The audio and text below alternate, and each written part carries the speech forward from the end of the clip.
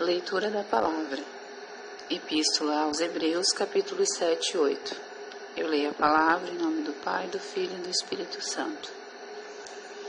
O sacerdote Melquisedeque.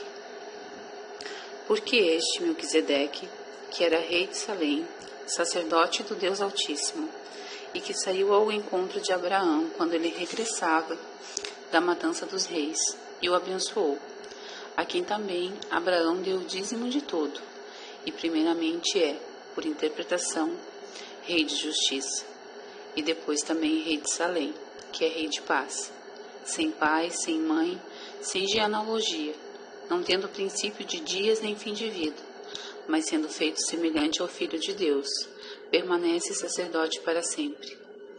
Considerai, pois, quão grande era este, a quem até o patriarca Abraão deu os dízimos dos despojos, e que os de dentre os filhos de Levi recebem o sacerdócio tem ordem, segundo a lei, de tomar o dízimo do povo, isto é, de seus irmãos, ainda que tenham saído dos lombos de Abraão. Mas aquele, cuja genealogia não é contada entre eles, tomou o dízimo de Abraão e abençoou o que tinha as promessas. Ora, sem contradição alguma, o menor é abençoado pelo maior. E aqui certamente tomam dízimo homens que morrem, ali, porém, aquele de quem se testifica que vive. E por assim dizer, por meio de Abraão até Levi, que recebe dízimos, pagou dízimos, porque ainda ele estava nos lombos de seu pai, quando Melquisedeque lhe saiu ao encontro. O sacerdócio de Jesus semelhante ao de Melquisedeque. De sorte que se a perfeição fosse pelo sacerdócio levítico, porque sob ele o povo recebeu a lei, que necessidade havia logo de que outro sacerdote se levantasse, segundo a ordem de Melquisedeque, e não foi chamado segundo a ordem de Arão? Porque, mudando-se o sacerdócio, necessariamente se faz também mudança da lei.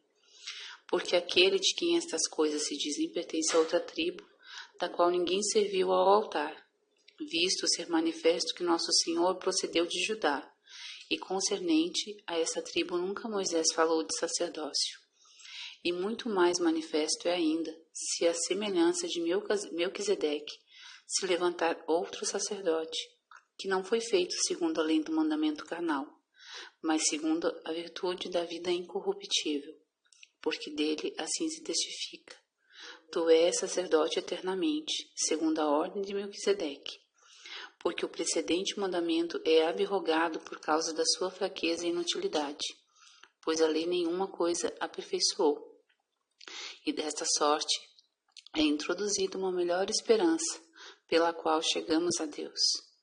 E visto como não é sem prestar juramento, porque certamente aqueles, sem juramento, foram feitos sacerdotes, mas este com juramento por aquele que lhe disse: jurou o Senhor, e não se arrependerá. Tu és sacerdote eternamente, segundo a ordem de Melquisedeque. De tanto, melhor aliança, Jesus foi feito fiador. E, na verdade, aqueles que foram feitos sacerdotes em grande número, porque pela morte foram impedidos de permanecer, mas este, porque permanece eternamente, tendo um sacerdócio perpétuo. Portanto, pode chegar a salvar perfeitamente os que por ele se chegam a Deus, vivendo sempre para interceder por eles, porque nos convinha tal sumo sacerdote, santo, inocente, imaculado, separado dos pecadores e feito mais sublime do que os céus, que não necessitasse, como os sumos sacerdotes, de oferecer cada dia sacrifícios, primeiramente por seus próprios pecados, e depois pelos do povo, porque isto fez ele, uma vez, oferecendo-se a si mesmo. Porque a lei constitui sumos sacerdotes a homens fracos, mas a palavra do juramento, que veio depois da lei, constitui ao Filho, perfeito para sempre. Capítulo 8. O sacerdócio de Cristo superior ao de Arão. Ora, a suma de que temos dito é que temos um sumo sacerdote tal, que está sentado nos céus à destra do trono da majestade, ministro do santuário e do verdadeiro tabernáculo, ao qual o Senhor fundou, e não o homem. Porque todo sumo sacerdote é constituído para oferecer dons e sacrifício. Por isso era necessário que este também tivesse alguma coisa que oferecer.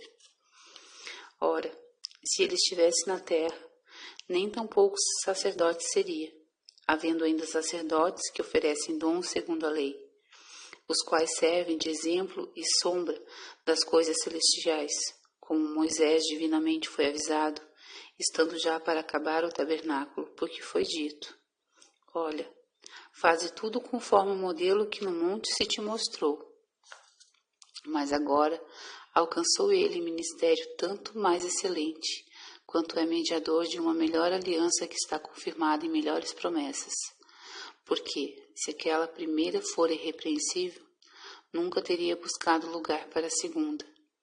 Porque, repreendendo-os, lhes diz: eis que virão dias, diz o Senhor, em que a casa de Israel e com a casa de Judá estabelecerei uma nova aliança, não segundo a aliança que fiz com seus pais no dia em que os tomei pela mão, para os tirar da terra do Egito. Como não permaneceram naquela minha aliança, eu para eles não atentei, diz o Senhor. Porque esta é a aliança que depois daqueles dias farei com a casa de Israel, diz o Senhor. Porei as minhas leis no seu entendimento, e em seu coração as escreverei. E eu lhes serei por Deus, e eles serão por meu povo. E não ensinará cada um a seu próximo, nem cada um ao seu irmão, dizendo: conhece o Senhor, porque todos me conhecerão, desde o menor deles até o maior. Porque serei misericordioso para as suas iniquidades, e de seus pecados e de suas prevaricações não me lembrarei mais. Dizendo nova aliança, envelheceu a primeira. Ora, o que foi tornado velho e se envelhece, perto está de acabar. Amém?